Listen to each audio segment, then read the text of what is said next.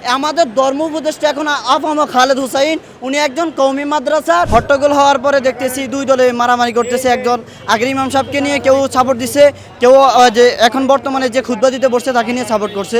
এ নিয়ে সংঘর্ষ হয়ে দেখতেছি মারপিট হইতেছে, একজন যে এক এককে পিটাইতেছে এবং বাড়ি করতেছে। যারা নতুন ইমামের সমর্থক, পুরান ইমামের সমর্থকরা ওনাদেরকে পিটাইতেছে। এই করে দীর্ঘদিন করে চলতেছে এরকমভাবে। চলার পরে দেখলাম হঠাৎ করে বিশাল আকার গন্ডগোলটা বেজে গেল। মুসলিম উম্মার সবচাইতে পবিত্র জায়গা হলো মসজিদ, ওখানে এসে ওনারা জুতা নিয়ে এক একজনের গায়ে মারতেছে। এটা আমাদের মুসলমানদের জন্য একটা কলঙ্কের বিষয়। কাজে আমি এই কথা বাংলাদেশের সমস্ত মানুষকে বলতে চাই, এবং এখানে যে সকল কর্মকাণ্ড হয়েছে এবং মসজিদের গ্লাস ভেঙেছে এবং এই যে বিভিন্ন বিশ্বের বেঈমানরা দেখতেছে আর হাসি ঠাট্টা করতেছে আমাদের এগুলো দেখে, মুসলমানদের মসজিদের ভিতরে কেন জুতা মারামারি হবে? এটা আমরা সমর্থন করি না। উনি শেখ হাসিনাকে কওমির জননী বলে এখানে এসেছে, এটাকেও আমরা সমর্থন করি না। আমরা সমর্থন করি আমাদের ধর্ম উপদেষ্টা এখন আফামা খালেদ হুসাইন, উনি একজন কওমি মাদ্রাসার যোগ্য উস্তাদ এবং বাংলাদেশের খতিবুল উম্মাহ সবচেয়ে বড় খতিব যিনি ছিলেন তার জামাই, উনি একজন যোগ্য ইমাম, উনি যোগ্য উপদেষ্টা। কাজে আমি ওনার কাছে আকুল আবেদন, যাতে উনি আমাদের যারা আকাবিরে দিন আছে, যারা বড় বড় ওলামাই কেরাম আছে, যারা এগুলো বিষয়ে সবচেয়ে জ্ঞান রাখে, তারা এটাকে রাষ্ট্রীয়ভাবে যেন আমাদের জাতীয় মসজিদে যেন ইমাম নিয়োগ করে এবং ভবিষ্যতে যাতে কোনো দিন এ সকল ঘটনা না ঘটে, এটা আমার জাতীয় উপদেষ্টা এবং সকলের কাছে আমার আকুল আবেদন রইল। ফজরের সময় অনেক বেশি পরিমাণে মুসল্লি ছিল এবং দাড়ি টুপিওয়ালা পাঞ্জাবিওয়ালা কিছু ছাত্র ছিল। ফজরের সময় সাধারণত মুসল্লি কম থাকে, কিন্তু ওনারা বলেছেন স্থানীয়রা যে ফজরের সময় অনেক বেশি লোক ছিল। আর এরপর আমি যেটা দেখেছি, আমি নিজেই দেখেছি যে 12:20 যখন আমি মসজিদে এসেছি, মসজিদের উত্তর গেটের কাছাকাছি মুসল্লিরা বসে গিয়েছে। সাধারণত 1টার দিকে আসলো আমি এত মুসল্লি কখনো দেখি না। তো এত লোক আসার পরে আমি নিচতলায় ঢুকতে না পেরে যে গ্লাসে দোতলায় গ্লাস দিয়ে যে সরাসরি দেখা যায় এখানে অবস্থান নিয়েছিলাম। এরপরে বর্তমান অন্তর্বর্তীকালীন সরকার কর্তৃক নিয়োগপ্রাপ্ত যে খতিব উনি বয়ান শুরু করেছেন।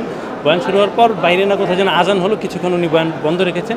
এরপরে যখন উনি আবার কথা বলা শুরু করেছেন, তার আগেই যে আজান চলা অবস্থায় উনি বয়ান শুরু করার পর সাবেক খতিব মৌলানা রুহুল আমিন, হাসিনার লোক, যে উনি দলবল সহ খতিব সাহেবরা যে রাস্তা দিয়ে হাঁটেন সেই রাস্তার উপর গিয়ে ওনারা বসে বয়ান শোনা শুরু করেছে। এমনকি মেহরাবের ভিতরে প্রায় 20-25 জন ছাত্র ঢুকে গেছে।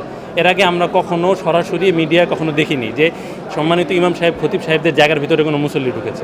যাই হোক, ওরা ওখানে বসে বয়ান শুনছিল।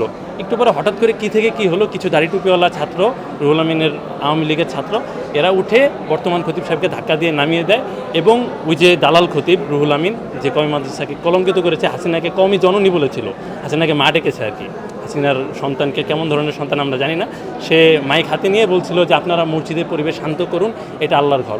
অথচ ওই মুহূর্তে আমি নিজে দেখছিলাম, ওই মুহূর্তে তার দলের দালালরা অন্যান্য সাধারণ মুসল্লি যারা প্রতিবাদ করেছে ওদেরকে ধাক্কা দিয়ে বের করছিল। এবং তারা মসজিদে, আপনি দেখতে পাবেন মসজিদের দক্ষিণ দিকের দুটো দরজা পুরোটাই ভেঙে ফেলেছে এবং উত্তর দিকের একটা দরজা ভেঙে ফেলেছে।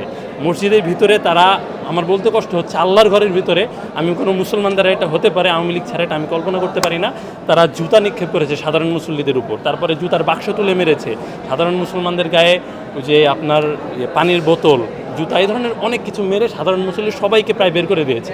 এরপরে শুধু ওরা ভিতরে ছিল। তারপরে সচেতন মুসল্লি সমাজ তারা বুঝতে পেরেছে, ষড়যন্ত্র বুঝতে পেরে তারা বাহির থেকে এসে দরজা যে কোনোভাবেই হোক তারা ভিতরে ঢুকেছে আর কি। ভিতরে ঢোকার পর ওদেরকে ধীরে ধীরে ধাক্কা দিয়ে বের করতে করতে পরে বাইতুল মোকাররম মুসল্লি কমিটির লোকজন এসে তারা মাইক আবার হাতে নিয়েছে, মাইক নিয়ে মুসল্লিদেরকে শান্ত করে। আজকে জুমার নামাজের বাংলা যে বয়ান হয় সে বয়ানটা করার সুযোগ হয়নি, তখন 1:16 বেজে গিয়েছিল। এই জন্য বর্তমান নিয়োগপ্রাপ্ত খতিব সাহেব তিনি আবার ফিরে এসে আরবি যে খুতবা, সে খুতবা দেওয়া শুরু করেছেন এবং তারপরে নামাজ শুরু হয়ে গেছে।